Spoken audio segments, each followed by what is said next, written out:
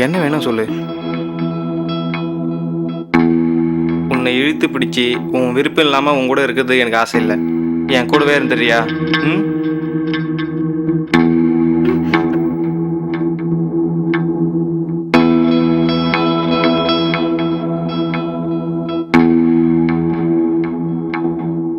அவனை ஏன் பார்த்துட்டு இருக்க? அவனை பார்த்ததுனால தான் உனக்கு இவ்வளோ பிரச்சனையும்.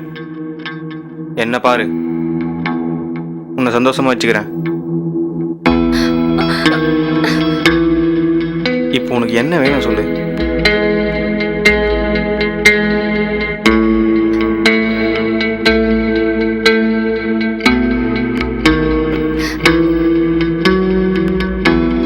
இங்க பாரு, நான் சண்டை போடுற மூட்ல இல்லை, ரொமான்ஸ் பண்ற மூட்ல இருக்கேன். என்ன பார்த்தா பாவமா இல்லையா? பணத்துக்காக நீ படுற கஷ்டத்தை பார்த்தா பாவமா தான் இருக்கு.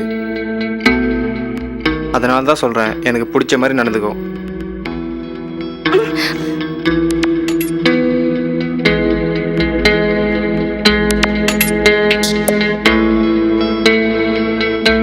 ப்ளீஸ், அவர் வந்துருவாரு. அப்ப என்ன கிளம்ப சொல்றியா? இது என் வீடு. அவன் வரட்டும், காரை வாங்கிட்டு வீட்டை விட்டே துரத்திடுறேன். ப்ளீஸ், அவர் வந்துருவாரு. ப்ளீஸ், அவர் வந்துருவாரு. அப்போ நீ ஏன் வீட்டுக்கு வா. வரேன்.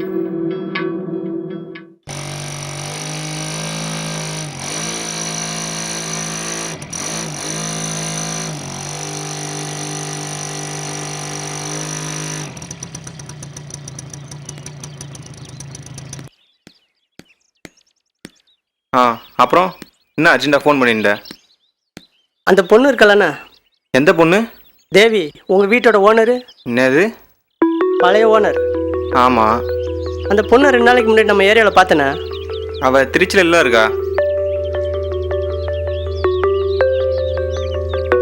2 நாளைக்கு முன்னாடி பார்த்தியா? 2 நாள் என்ன பிடிங்கிட்டு இருந்த சொல்லாம? உங்கள் வீட்டிலேருந்து போகிறத பார்த்தேன். அந்த பொண்ணு மாதிரி தான் இருந்தது. கன்ஃபார்மாக தானே? நல்லா பார்த்தியா?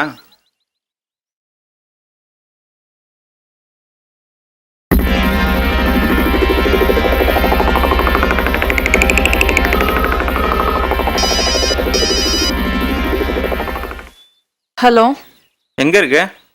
நான் எங்கே இருந்தா உனக்கு என்ன? என்னம்மா பேச்சில் ரொம்ப திமிர் தானே தெரியுது. சரி, நீ முதல்ல எங்கே இருக்க அதை சொல்லு. திருச்சியில். இல்லை, நம்ம ஏரியா பக்கம் வந்ததா கேள்விப்பட்டேன். நான் ஏன் அங்கே வர போகிறேன்?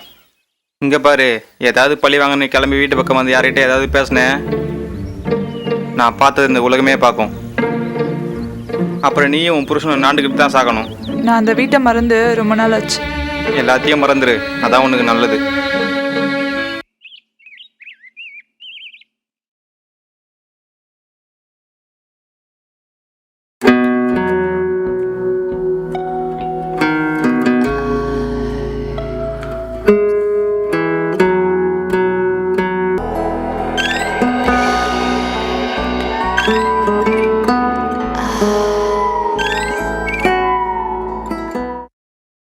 மேடம், நான் தெருமுனையில் தான் நிற்கிறேன்.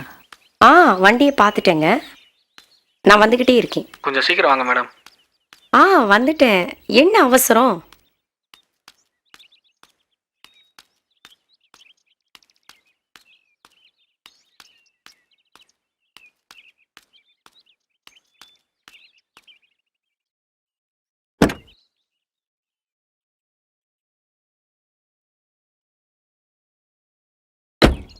நல்லா இருக்கீங்களா மேடம்?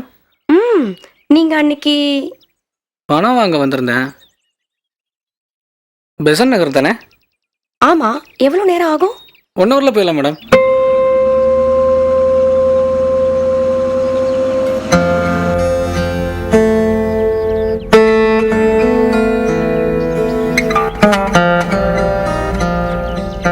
கர்ணாவை உங்களுக்கு எவ்வளோ நாளாக தெரியும்? அவரை 2 வருஷமாக தெரியும். உங்கள் கல்யாணத்துக்கு கூட வந்திருந்தேன் மேடம். கர்ணா கிட்ட நீங்கள் எவ்வளோ பணம் வாங்கியிருக்கீங்க? 3 லட்சம். வட்டி எவ்வளோ? மாதம் 15,000 ரூபாய். 5 வட்டியா? ஆமாம் மேடம். அந்த ஆள் ஒரு மாதிரிங்க. பணத்தை சீக்கிரம் கொடுத்து கணக்கை முடிச்சுக்குங்க. நான் உங்களுக்கு நல்லதுக்காக தான் சொல்கிறேன். இடம் ஒன்று சேல்ஸ்க்கு ட்ரை பண்ணுறேன். கண்டிப்பாக சீக்கிரம் கொடுத்துருவோம் மேடம்.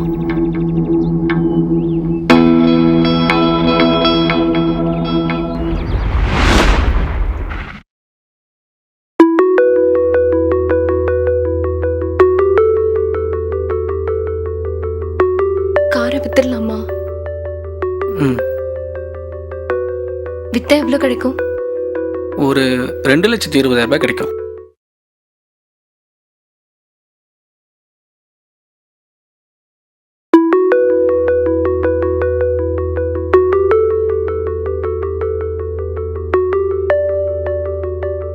நான் ரெடி பண்ணுறேன்.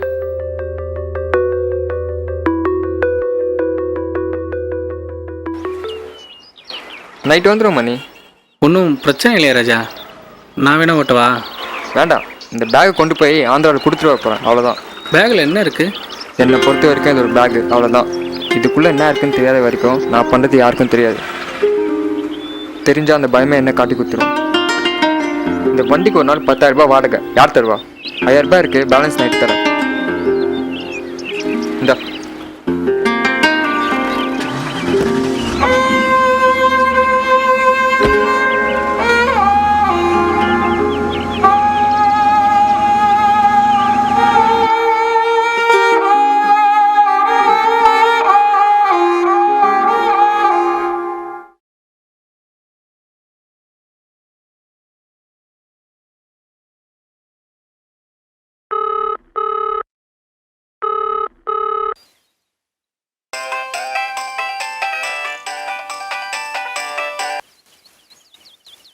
சொல்லுமா. எங்க இருக்கீங்க? வடபழனியில். சாப்பிட்டீங்களா? வீட்டுக்கு எப்போ வருவீங்க? உங்களை பார்க்கணும் போல இருக்கு. ஈவினிங் வர்றேம்மா. வர்றேம்மா.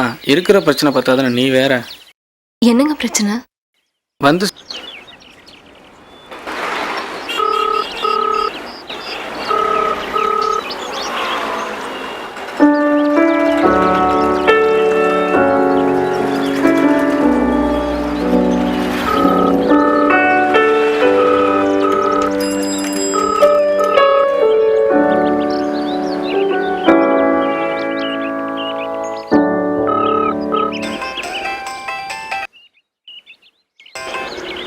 ஹலோ மணி, எங்கே இருக்க?